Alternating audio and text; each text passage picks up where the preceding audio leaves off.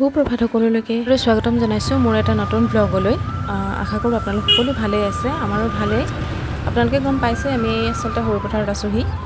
এতিয়া এয়া ঘৰৰ কাম বনবোৰ কৰি মেলি লৈছোঁ। এইফালে আমাৰ দুয়োজনে খানা যোগাৰ কৰি আছে ৰাতিপুৱা।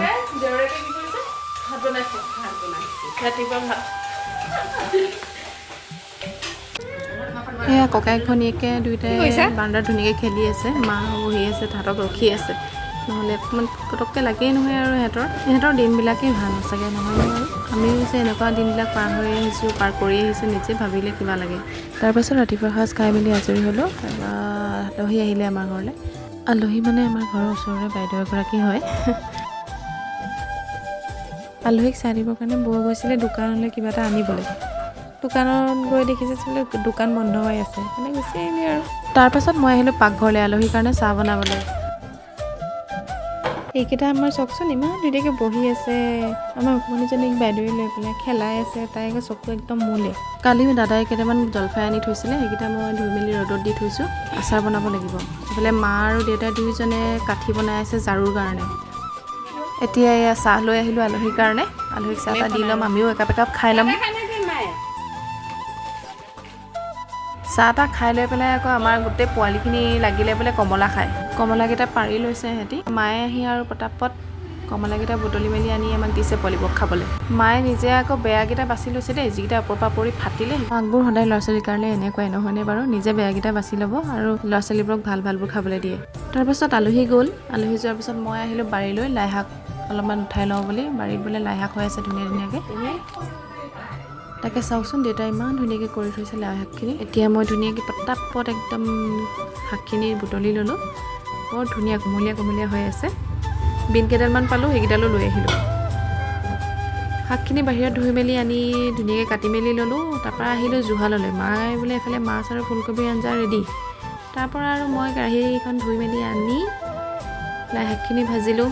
তাৰপৰা আকৌ আমাৰজনে বোলে নিমপাত খায়, সেইখিনিও ভাজিলোঁ। দেহাৰ লগত আহি কিবা কিবি কথা পাতি তাই সেই ৰৈ আছেহি মোৰ ওচৰত। মোৰ দৰে আপোনালোক কোনে কোনে বাৰু জুইত এনেকৈ ৰান্ধি খাই ভাল পায় জনাবচোন দেই।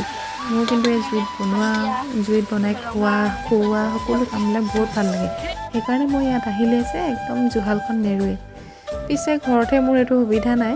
ইয়ালৈ আহিলে মই প্ৰায়ে জুহালতে ৰন্ধা বঢ়াবিলাক কৰোঁ, কাৰণ মোৰ জুইশালত ৰন্ধা কামটো বহুত প্ৰিয়। লাই শাকৰ ভাজিখিনি হোৱাৰ পিছত নিমপাতখিনি ভালকৈ ভাজি ল'লোঁ শুকানে। এতিয়া ভাত পানী চব হৈ গ'ল, দেউতাহঁতক খাবলৈ দিলোঁ, আমিও খালোঁ। খাই বৈ আজৰি হৈ ল'লোঁ। সেইখিনিহে খালি ভিডিঅ' কৰা নহ'লে আৰু দেই।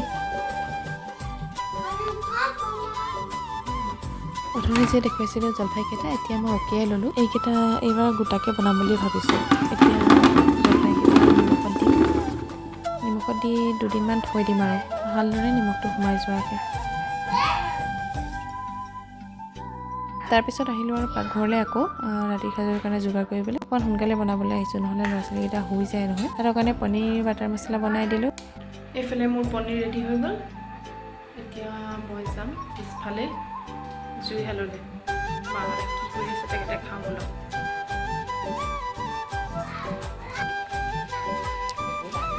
কি বনাইছে হ'ল নাই? এইফালে দাইল উতলি আছে আৰু আমাৰ অকণমানিকেইটা আহিলে আকৌ জুইৰ ওচৰলৈ। তাহাঁতৰ কিবা আৰু কথাৰ ৰস ওলাই আছে। দাইলখিনি হৈ গ'লত বৈ এতিয়া দাইলখিনি তেল মাৰি লৈছোঁ।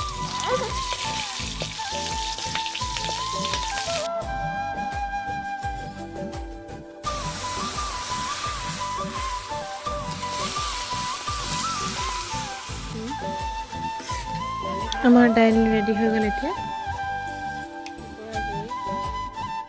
তাৰ মাজতে আকৌ মই আলু কেইটামানো ভৰাই দিলোঁ পিটিকাৰ কাৰণে। ঠাণ্ডা দিনত আলু পিটিকা খাই বহুত ভাল লাগে নহয় জানো। অকণমানি আৰু মই বহি আছোঁ আলু পিটিকি। তাৰপাছত আমি গোটেইখিনিয়ে ধুনীয়াকৈ ভাত পানী খাই ল'লোঁ। প্ৰথমতে দেউতাহঁতক খাবলৈ দিলোঁ, তাৰপিছতে আমি দুজনী বহি ল'লোঁ আৰু খাই বৈ লৈ আজৰি হৈ বাচন ধুলোঁ। বাচন ধুই আৰু শেষত একেবাৰে মানুহজনে আজি পাণ এখন লৈ আহিছিলে, সেইখন খালোঁ। খাই মেলি বিচনাত উঠিলোঁ। ভিডিঅ'টো যদি চাই ভাল লাগে লাইক শ্বেয়াৰ কমেণ্ট কৰিবলৈ নাপাহৰিব। বাই।